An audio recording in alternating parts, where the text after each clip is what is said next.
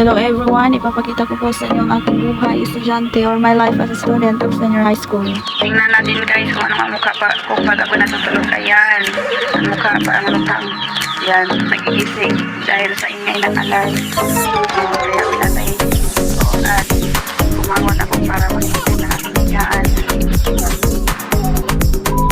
Ayan guys, galing na pala ko yan nalilig ko at pinatuyo ko muna yung buho ko.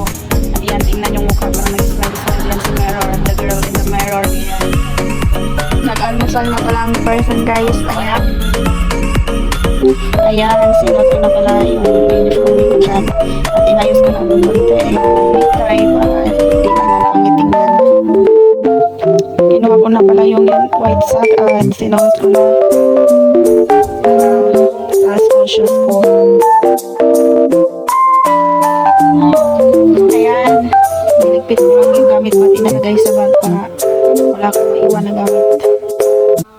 Yan guys, parating na pala yung school bus. Wow! Kukob school bus lang yan guys. Ayan, pumasok na ko. Ayan guys, sa loob ng school bus, kaunti lang pala yung estudyanteng sumakay. Yan, bumaba na ako sa school bus at naglakad ng kaunti papuntang ng gate. Yan, good talak, senior high school.